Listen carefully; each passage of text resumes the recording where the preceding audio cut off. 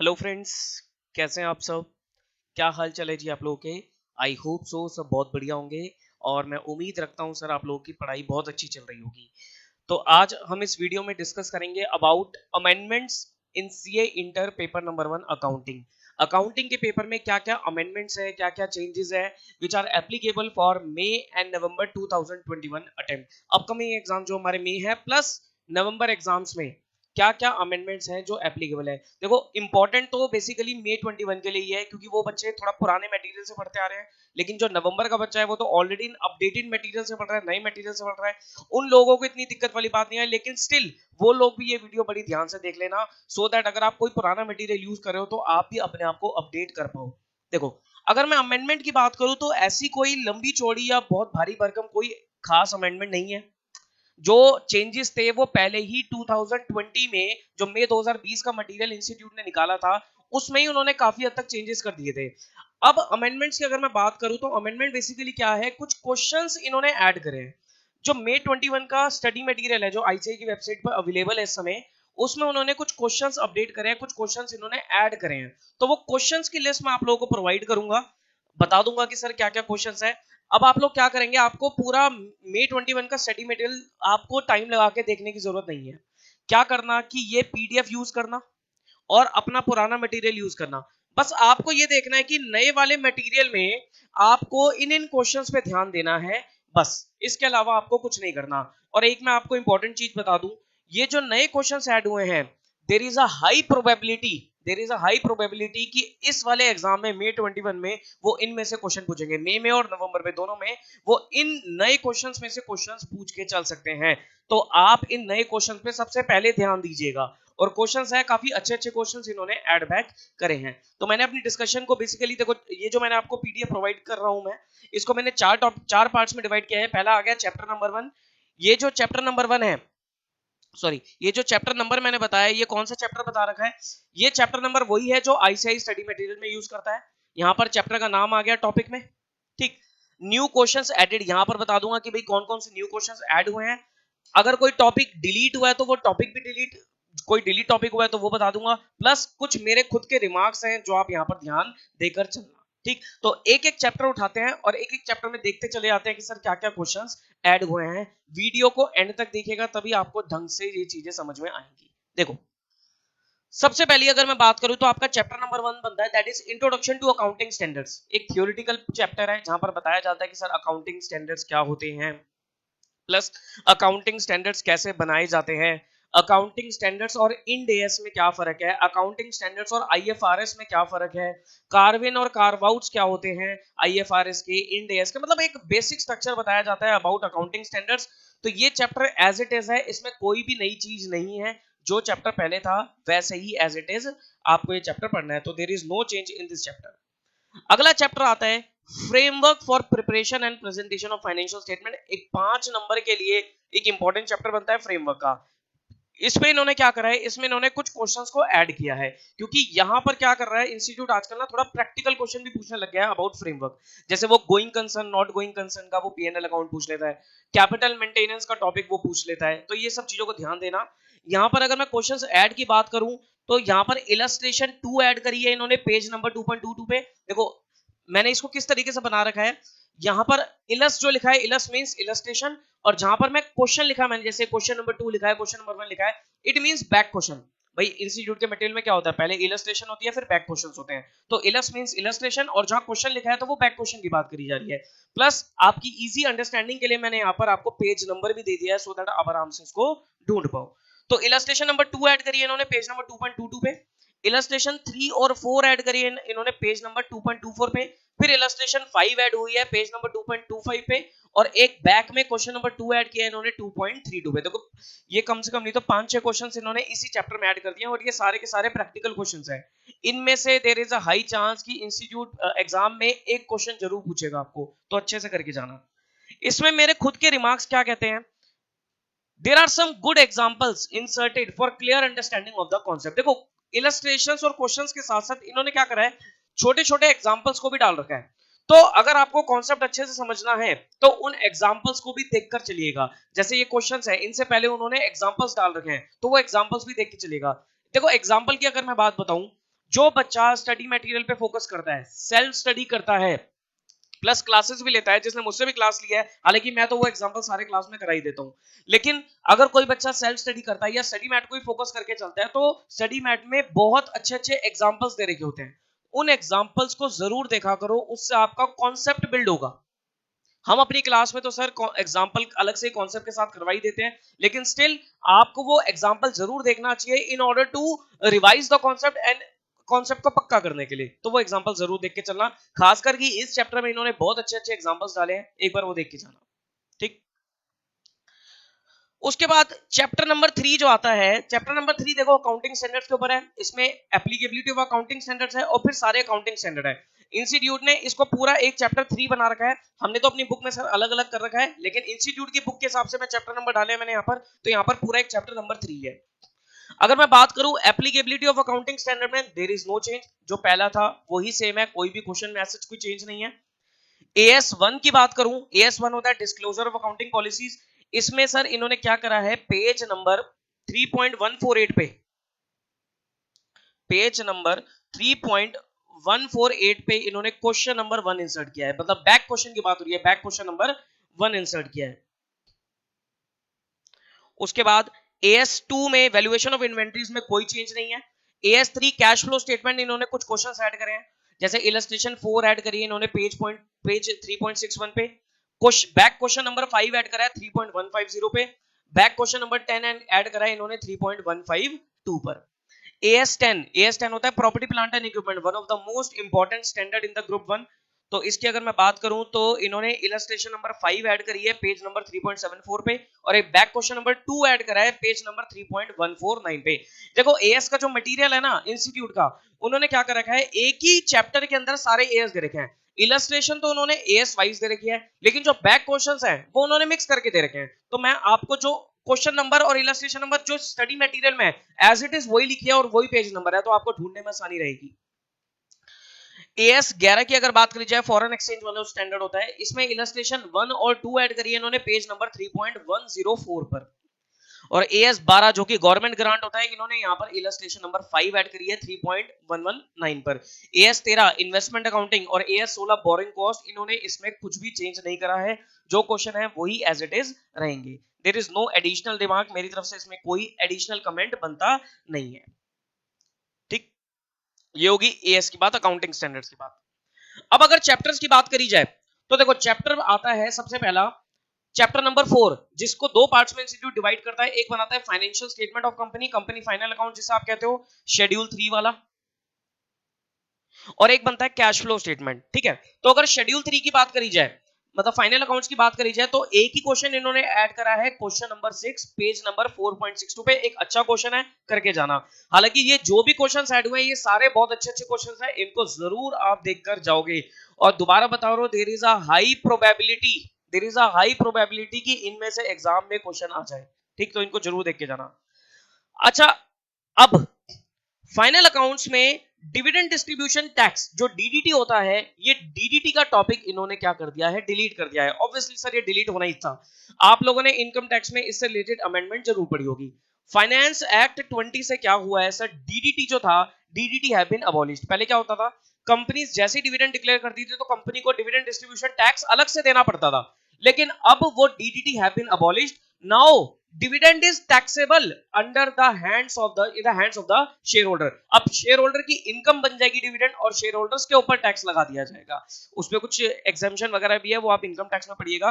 तो अगर ब्रॉडली देखा जाए तो डीडीटी अब एबॉलिश हो गया, मतलब कंपनी को डीडीटी नहीं पे करना, अब डिविडेंड के ऊपर टैक्स कौन पे करेगा, शेयर होल्डर ही पे करेंगे, शेयर होल्डर की इनकम मान ली जाएगी वो, ठीक। तो डीडीटी का कॉन्सेप्ट, क्योंकि डीडीटी एबॉलिश हो गया है, तो डीडीटी का कॉन्सेप्ट अब आप लोगों को फाइनल अकाउंट्स में नहीं पढ़ना। डीडीटी पढ़ा करते थे, ग्रॉस अप वगैरह करते थे, वो सब अब कुछ नहीं करना, क्योंकि वो टॉपिक ही खत्म हो गया है, ठीक। ओके, अब ये नोट ध्यान से पढ़ना, इसमें ना मैंने कुछ पुरानी अमेंडमेंट्स भी डाल दी हैं। DDT adjustment have been remove from every question, जितने भी क्वेश्चन थे, जिसमें भी डीडीटी क्वेश्चन थे, हालांकि बहुत ही कम क्वेश्चन में डीडीटी इन्होंने डाला था, तो डीडीटी की एडजस्टमेंट अगर किसी भी क्वेश्चन में थी पहले, तो वो डीडीटी की एडजस्टमेंट भी हटा दी गई है, ठीक।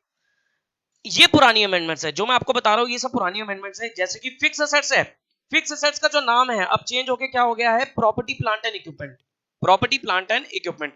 जो फिक्स एसेट्स आप लिखा करते थे, अब आपको शेड्यूल 3 में फिक्स एसेट्स वर्ड नहीं लिखना है, लिखोगे तो मार्क्स कट जाएंगे। You have to write word property plant and equipment plus security premium reserve होता था, अब वो सिक्योरिटी प्रीमियम रिजर्व नहीं है, नाम चेंज होके क्या हो गया है, सिक्योरिटीज प्रीमियम अकाउंट। ठीक है जी, तो ये नाम याद रखना। Plus this is important thing, ये इंपॉर्टेंट है कि some important examples have been inserted for schedule 3। देखो शेड्यूल 3 को समझाने के लिए शेड्यूल 3 के बहुत अच्छे अच्छे एग्जांपल्स इंस्टीट्यूट ने क्या करा है, अपने स्टडी मटेरियल में इंसर्ट करे हैं। जब आप फाइनल अकाउंट्स का स्टडी मैट खोलोगे, इलस्ट्रेशन स्टार्ट होने से पहले उन्होंने कुछ थ्योरेटिकल एग्जांपल्स दे रखे हैं, वो एग्जांपल्स इंपॉर्टेंट है 5 नंबर के लिए, 5 नंबर का क्वेश्चन उसमें से आ सकता है। बेसिकली प्रेजेंटेशन बेस पे क्वेश्चंस बना रखे उन्होंने। देखो हम लोग तो पहले से ही अपनी क्लास में इस चीज को करवाते आ रहे हैं, मैं पहले से ही एग्जांपल्स कराता आ रहा हूं, लेकिन इंस्टीट्यूट ने अब क्या करा है, अपने मटेरियल में ही इन एग्जांपल्स को इंसर्ट कर दिया है। ठीक, तो ये चीज आप अच्छे से जरूर करके जाना। There is a high probability कि इनमें से कोई क्वेश्चन एग्जाम में आ जाए 5 नंबर का, क्योंकि वो प्रेजेंटेशन रिलेटेड क्वेश्चन है, तो ये जरूर करके जाना। तो ये होगी हमारी फाइनल अकाउंट्स की बात। ओके, अब अगर बात करी जाए कैश फ्लो स्टेटमेंट की, देखो कैश फ्लो स्टेटमेंट पे AS3 भी लगता है, AS3 मैंने आपको ऊपर बता दिया अकाउंटिंग स्टैंडर्ड में। अब अगर चैप्टर की बात करी जाए तो चैप्टर में इन्होंने एक ही बैक क्वेश्चन नया इंसर्ट करा है, पेज नंबर 4.118 पे क्वेश्चन नंबर 2 इन्होंने इंसर्ट किया है। अच्छा क्वेश्चन है, थोड़ा इन्होंने फॉरेक्स का कॉन्सेप्ट भी इसके अंदर, मतलब फॉरेन एक्सचेंज कन्वर्जन का कॉन्सेप्ट भी इन्होंने यहाँ पर डाला है, तो ये क्वेश्चन करके जाना, अच्छा क्वेश्चन है। प्री एंड पोस्ट का जो टॉपिक होता है, प्रॉफिट और लॉस प्री और पोस्ट इनकॉर्पोरेशन, इसमें इन्होंने एक ही क्वेश्चन इंसर्ट किया है, क्वेश्चन नंबर 4 इंसर्ट किया है, पेज नंबर 5.30 पे। ओके, चैप्टर नंबर 6 होता है बोनस और राइट इशू का, दो पार्ट्स में डिवाइडेड है, एक है बोनस इशू। बोनस इशू में इन्होंने एक इलस्ट्रेशन ऐड करी है, इलस्ट्रेशन नंबर 2 पेज नंबर 6.9 पे, और ये जो इलस्ट्रेशन ऐड करी है इन्होंने, ये बोनस कॉल की इलस्ट्रेशन ऐड करी है। अभी तक बोनस कॉल का एक भी क्वेश्चन नहीं था स्टडी मैट में, नाउ एक इलस्ट्रेशन इन्होंने बोनस कॉल की भी ऐड कर दिया है। हो सकता है एग्जाम में बोनस कॉल इस बार पूछ लिया जाए। ठीक, तो करके जाना। राइट इशू में कोई चेंज नहीं है, जो था पहले वही है, छोटा सा चैप्टर है वैसे भी ये।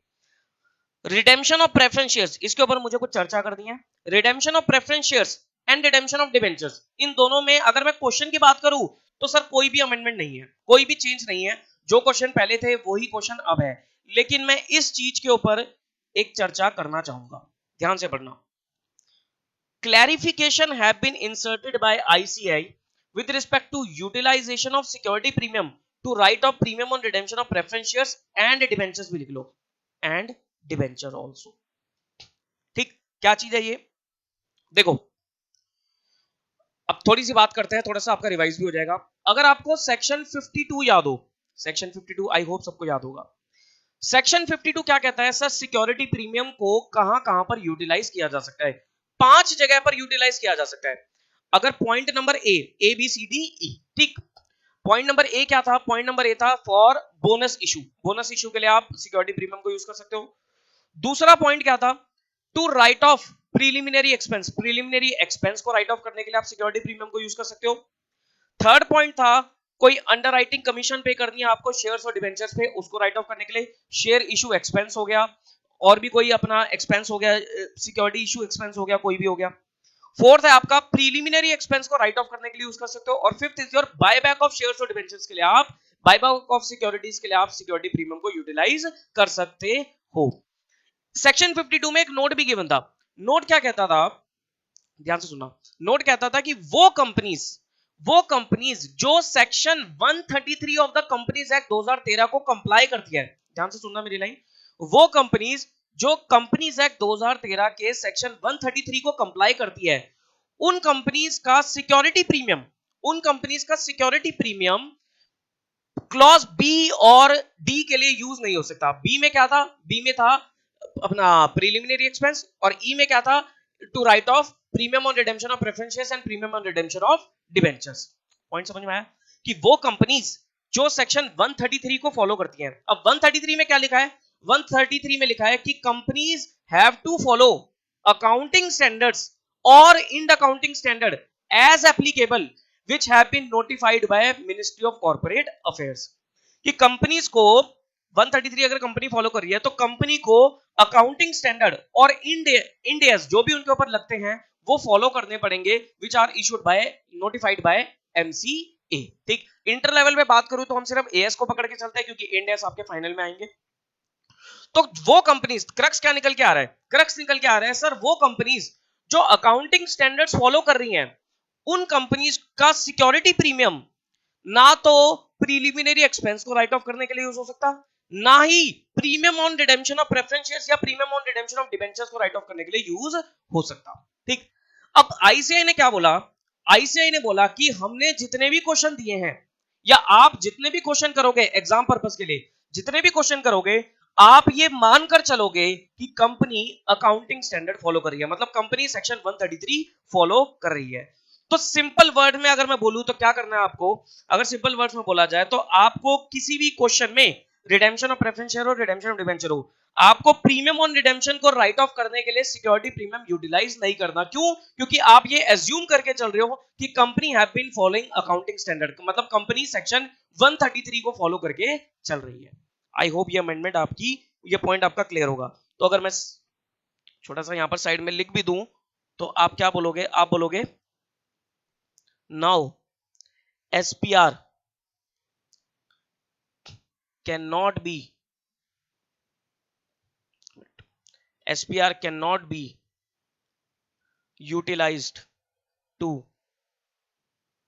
write off premium on redemption of preference shares या डिबेंचर। ठीक, premium on redemption of preference shares और डिबेंचर। ठीक, अब इसका क्रक्स पता लगा, देखो क्रक्स इंपॉर्टेंट है।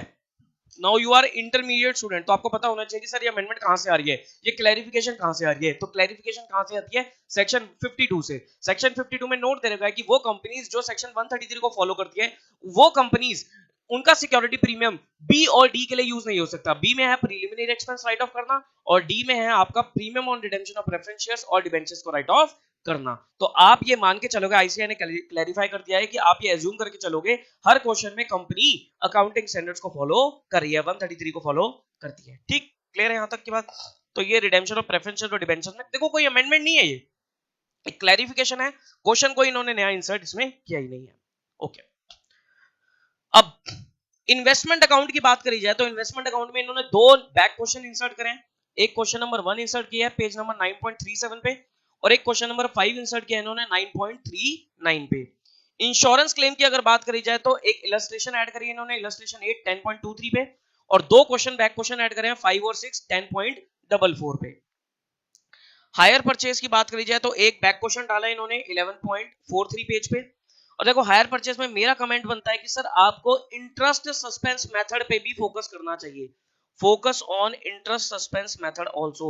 मुझे पता नहीं क्यों अंदर से एक ना इंट्यूशन सी लगती है कि हो सकता है इस बार वो आपसे इंटरेस्ट सस्पेंस मेथड भी पूछ ले। ठीक, बच्चा क्या करता है उसको छोड़ देता है क्योंकि इसके एक दो ही क्वेश्चन बनते हैं, उसको स्किप कर देता है, बाकी चीजों में लग जाता है। लेकिन आपको इंटरेस्ट सस्पेंस मेथड भी करके जाना चाहिए, एग्जाम में आ सकता है और बहुत आसान है, दो क्वेश्चन करोगे बहुत आसान है। उसके बाद डिपार्टमेंटल अकाउंट्स में इन्होंने क्या करा है, एक ही क्वेश्चन ऐड करा है बैक क्वेश्चन 12.31 पेज पे।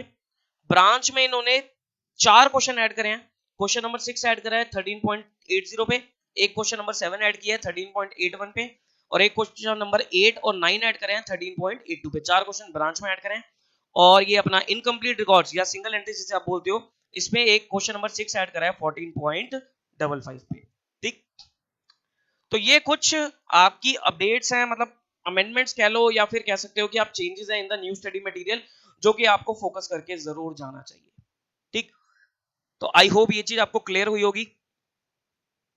ठीक है जी, तो ऐसा कोई लंबी चौड़ी अमेंडमेंट नहीं है, बस डीडीटी वाली एक अमेंडमेंट थी कि डीडीटी डिलीट हो गया है और ये क्लैरिफिकेशन मुझे आपको समझानी थी, वो क्लैरिफिकेशन को आप ध्यान रखना व्हाइल सॉल्विंग द क्वेश्चंस। ये पीडीएफ आपको कहां मिलेगी, मेरा टेलीग्राम चैनल है, वीडियो के डिस्क्रिप्शन में आपको टेलीग्राम चैनल का लिंक मिलेगा, प्लीज उस टेलीग्राम चैनल को ज्वाइन कर लीजिएगा।